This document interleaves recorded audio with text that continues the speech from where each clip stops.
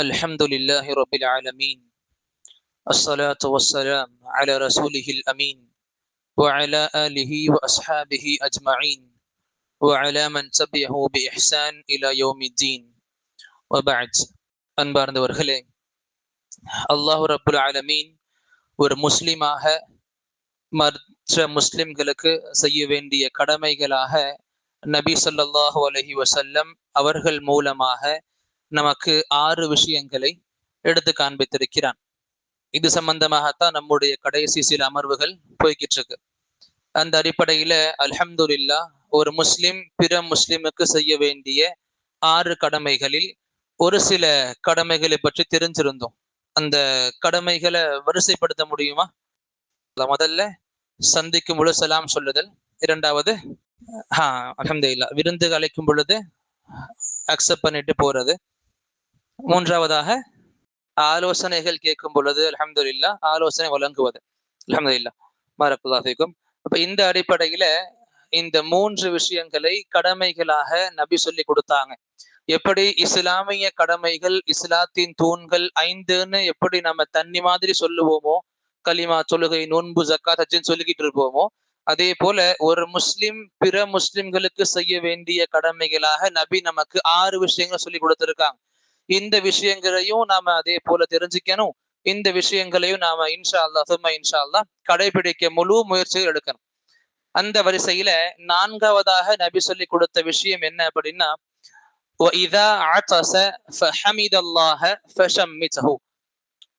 ஒருத்தர், ஒரு முஸ்லிம் தும்மிய பிறகு அல்ஹம்துலில்லாஹ் என்ற வார்த்தையை கொண்டு அல்லாஹ்வை துதிக்கிறாங்க அப்படின்னா, அதை கேட்ட நாம அவங்களுக்கு பதில் கொடுக்கணும்.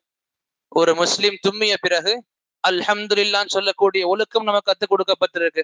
தும்மிய பிறகு அல்ஹம்துலில்லாஹ் சொல்றாங்க ஒரு முஸ்லிம், நம்ம காதுபட கேட்கிறோம் அப்படின்னா அதுக்கு பதில் நம்ம கொடுக்கணும்.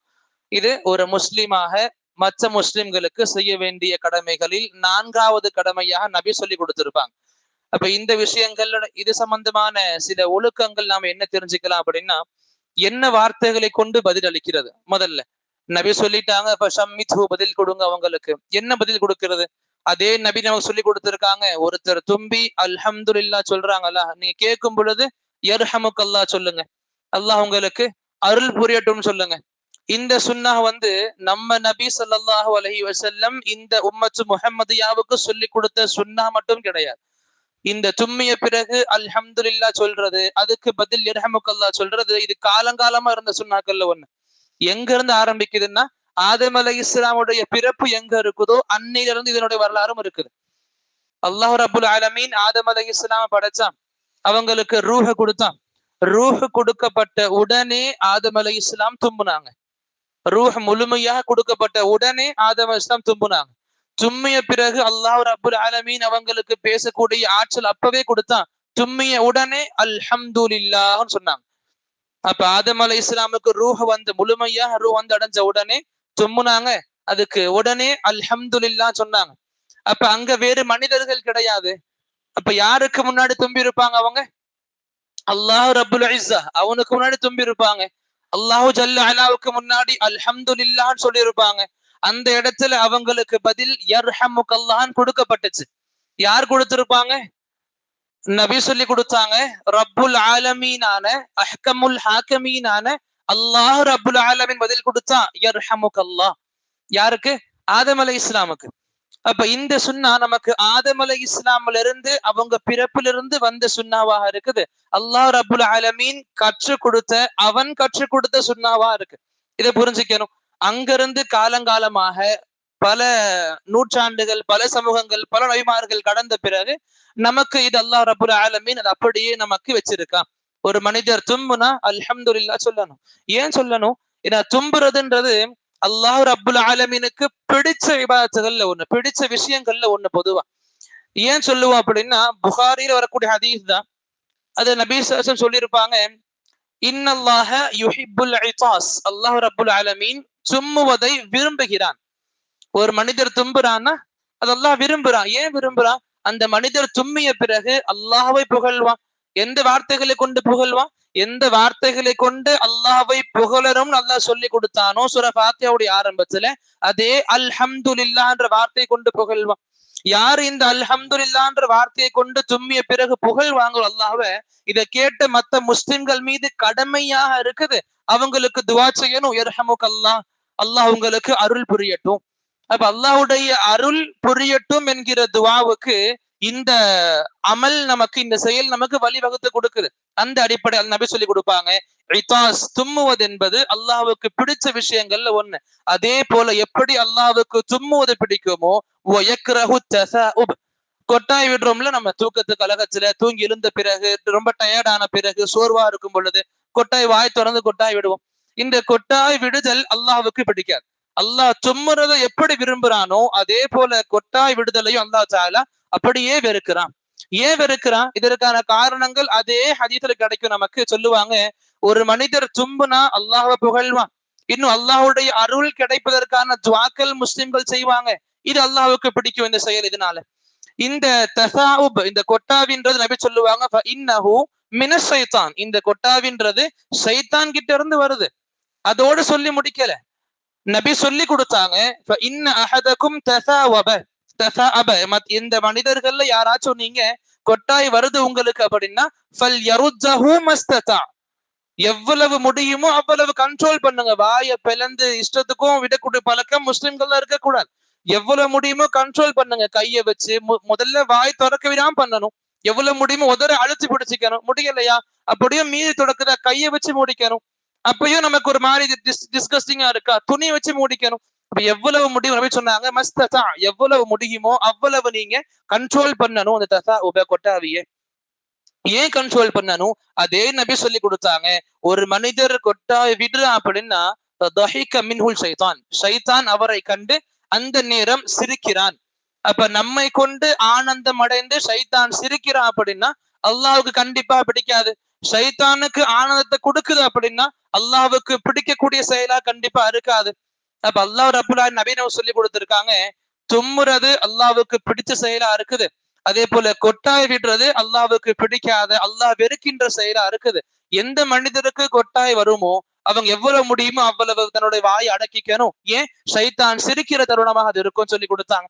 அப்ப இந்த தும்மும் பொழுது நமக்கு இன்னொரு ஒழுக்கத்தை நபி இன்னும் கூட சொல்லி கொடுத்திருப்பாங்க. ஒரு மனிதர், இப்ப நான் தும்முறேன், தும்மிய பிறகு நான் கண்டிப்பா அல்ஹம்துலில்லாஹ் சத்தமாகத்தான் சொல்லணும். நான் மனசுக்குள்ள சொல்லிக்கிறேன்றதுக்கு இங்க இடம் கிடையாது. சத்தமானா ரொம்ப கத்தி கிடையாது, பக்கத்துல உள்ள மக்கள் கேட்கிற அளவுக்காச்சும் கொஞ்சம் சத்தமாக சொல்லணும். ஏன் சொல்லணும்? அந்த மக்களுக்கு வாய்ப்பு கொடுக்கணும். ஏன்னா அவங்களுக்கு கடமையா இருக்குது. தும்மிய பிறகு அல்ஹம்துலில்லாஹ் சொன்னா பதில் யர்ஹமுக்கல்லாஹ் சொல்லணும். இப்ப நான் தும்முறேன், அல்ஹம்துலில்லாஹ் சொல்றேன், நீங்க கேக்குறீங்க, யர்ஹமுக்கல்லாஹ் சொல்லணும். இப்ப அல்ஹம்துலில்லாஹ்க்கு என்ன அர்த்தம்? அல்லாஹ் ரப்புல் ஆலமீனுக்கு புகழ் அனைத்தும். அதை கேட்டு நீங்க சொல்லுவீங்க யர்ஹமுக்கல்லாஹ், அல்லாஹ் தஆலா உங்களுக்கு அருள் புரியட்டும். இப்ப நீங்க சொல்லிட்டீங்களா? இந்த துவாவை நான் கேட்டிருப்பேன், தும்பிய நான், நீங்க சொல்லக்கூடிய இரஹமுக்கல்லாஹ் கேட்டிருப்பேன். இதுக்கு நான் பதில் கொடுக்கணும். 2 வார்த்தைகள் நபி சொல்லி கொடுத்திருக்காங்க. 2 விதமான வாசகங்கள் சொல்லி கொடுத்திருக்காங்க. ஒண்ணு, யஹ்தீகுமுல்லாஹ் யுஸ்லிஹு பாலக்கும், நான் தும்பிய நான் அல்ஹம்துலில்லாஹ் சொல்லுவேன், நீங்க இரஹமுக்கல்லாஹ் சொல்லுவீங்க. இதை கேட்ட நான் மறுபடியும் பதிலுக்கு உங்களுக்கு துவா கொடுப்பேன், யஹ்தீகுமுல்லாஹு வ யுஸ்லிஹு பாலக்கும், அல்லாஹ் தஆலா உங்களுக்கு நேர்வழியை புகட்டட்டும், நேர்வழியை காமிக்கட்டும், இன்னும் உங்களுடைய காரியங்கள் லேசாகட்டும், உங்க காரியங்களை சீராக்கட்டும், அழகாக்கட்டும். யஹ்தீகுமுல்லாஹ், அல்லாஹ் தஆலா உங்களுக்கு நேர்வழியை காட்டட்டும், வ யுஸ்லிஹு பாலக்கும், உங்க காரியங்கள் அல்லாஹ் தஆலா சீரமைக்கட்டும், சீராக்கட்டும். இது ஒரு வாசகம். இன்னொரு ஹதீஸில் நமக்கு கிடைக்கும், நபியுடைய சுன்னாவாக இருக்கும், சஹாபாக்கள் செஞ்சிருப்பாங்க, நபி சொல்லி கொடுத்திருப்பாங்க. ஒருத்தர் தும்மி அல்ஹம்துலில்லாஹ் சொல்லி, நீங்க இரஹமுக்கல்லாஹ் மத்தவங்க சொல்லி, இதை கேட்ட தும்மியவர் பதிலுக்கு சொல்லுவாங்க, யக்ஃபிருல்லாஹு லனா வலக்கும். இந்த சிகாக்கள், இந்த வார்த்தைகள் நம்ம ஹதீஸ்கள்ல பார்க்க கிடைக்கும். ஹதீஸ்களும் சஹீஹானதும் கூட. இமாம் அல்பனி ரஹ்மஹுல்லாஹ் ஹதீஸ் சஹீஹ் கண்டிருக்காங்க. அப்ப சஹீஹான ஹதீஸும் கூட. அப்ப நமக்கு விருப்பமுள்ள விஷயமா இருக்கு. புகாரியுடைய கிதாபுகள்ல இருக்கும், யஹ்தீகுமுல்லாஹ் யுஸ்லிஹு பாலக்கும் சொல்லணும். இன்னும் சுனன் போன்ற கிதாபுகள்ல இருக்கும், யக்ஃபிருல்லாஹு லனா வலக்கும் வார்த்தைகளும் பயன்படுத்தலாம். அப்ப நாம இந்த வார்த்தைகள்ல எந்த வார்த்தைகளும் பயன்படுத்தலாம். அல்ஹம்துலில்லாஹ். இங்க இதுவும் சொல்லி கொடுக்கப்படுது. நபி இருப்பாங்க ஒரு இடத்துல, 2 மனிதர்கள் வருவாங்க. முஸ்லிமுடைய ஹதீஸ் இது, அல்ஹம்துலில்லாஹ். 2 சஹாபாக்கள் வருவாங்க. 2 பேருக்கும் சும்மா அல்லாஹ் கொடுத்திருப்பான், தும்மி இருப்பாங்க. தும்மிய பிறகு நபி ஒருத்தருக்கு மட்டும் பதில் கொடுத்திருப்பாங்க, இரஹமுக்கல்லாஹ் சொல்லியிருப்பாங்க. இன்னும் ஒருத்தருக்கு சொல்லியிருக்க மாட்டாங்க. அப்ப யாருக்கு இரஹமுக்கல்லாஹ் நபி சொல்லலையோ அவங்க நபி கிட்ட கேட்பாங்க, நபியே நாங்க 2 பேரும் தான் தும்பணும், ஆனா நீங்க ஒருத்தருக்கு மட்டும் இரஹமுக்கல்லாஹ் துவா செஞ்சீங்க, எங்களுக்கு செய்ய, எனக்கு ஏன் செய்யல? அப்ப நபி சொல்லியிருப்பாங்க, இவர் இன்னஹாதா, இந்த மனிதர் இருக்காரு, ஹமீத் அல்லாஹ், அல்லாஹை புகழ்ந்தார். தும்மிய பிறகு அல்ஹம்து இல்லா வார்த்தையே சொன்னார். நீங்க இருக்கீங்களே லம் தஹமதில்லா, அல்லாஹ் நீங்க புகழல. அப்ப இதுல இருந்து நமக்கு கிடைக்குது, தும்மிய பிறகு யாரு அல்ஹம்துலில்லா சொன்னாங்களோ, அந்த வார்த்தைகள் நம்ம காதுல கேக்குதோ, நாம் அவங்களுக்கு திருப்பி துஆ கொடுப்போம், துஆ ஓதுவோம். யஹ்திகுமுல்லாஹ் யுஸ்லிஹ் பாலக்கும் அல்லது யக்ஃபிருல்லாஹு லனா வலக்கும். இதை யாராச்சும் தும்மிய பிறகு அல்ஹம்துலில்லா சொல்லலையா, நமக்கு அங்க துஆ கொடுக்கறதுக்கான, துஆ ஓதுறதுக்கான அவசியம் கிடையாது. நல்ல ஒழுக்கம் என்ன இருக்கும், அவங்களுக்கு நினைவுபடுத்தணும். தும்மி இருக்கீங்க, அல்ஹம்துலில்லா சொல்லுங்க. இது நாம அவங்களுக்கு நினைவுபடுத்தணும் இன்ஷா அல்லாஹ். இந்த விஷயங்களை நபி நமக்கு முஸ்லிம்கள் பிற முஸ்லிம்களின் மீது பேணக்கூடிய கடமைகள்ல கொண்டு வந்திருக்காங்க. அப்படின்னா இதுக்கு பெரிய விஷயங்கள் கண்டிப்பா இருக்கும். எப்படி நம்ம விஷயங்களை தெரிஞ்சுக்கிட்டு அமல்படுத்த முயற்சிக்கிறோமோ, இதுவரைக்கும் நம்முடைய வாழ்க்கையில் இந்த அமல் இருக்குது அப்படின்னா அல்ஹம்துலில்லாஹ், இன்னும் அதை மேம்படுத்தக்கூடிய முயற்சிகள்ல ஈடுபடணும் இன்ஷா அல்லாஹ். இதுவரைக்கும் நம்முடைய வாழ்க்கையின் அமல் கிடையாது, கொட்டாய் விடுறது ரொம்ப பழக்கமா ஈஸியா இருக்குது, கண்ட்ரோல் பண்ற பழக்கம் கிடையாது, சும்முனா அல்ஹம்துலில்லாஹ் சொல்லக்கூடிய பழக்கம் எனக்கு கிடையாது, இப்படி எல்லாம் இருந்தா இந்த பழக்கத்தை மாத்திக்கிறோம் இன்ஷா அல்லாஹ். எந்தெந்த விஷயங்களை நாம கத்துக்கிறோமோ இன்ஷா அல்லாஹ், கத்துக்கப்பட்ட விஷயங்களை நம்ம வாழ்க்கையில் நடைமுறைப்படுத்த முழு கவனம் செலுத்தணும். அல்லாஹ் தஆலா நமக்கு அப்படிப்பட்ட பாக்கியங்கள் வழங்குவானாக. அல்லாஹ்வை அதிகமாக துதிக்கக்கூடிய வாய்ப்புகள் வழங்குவானாக. ஷைத்தானை விட்டு முழுமையாக ஒதுக்கப்பட்ட வாழ்க்கையாக நம்முடைய வாழ்வை அல்லாஹ் ஆக்கிருவானாக. அல்லாஹும்ம ஆமீன். வ ஆகிரு தஅவானா அனில் ஹம்துலில்லாஹி ரப்பில் ஆலமீன்.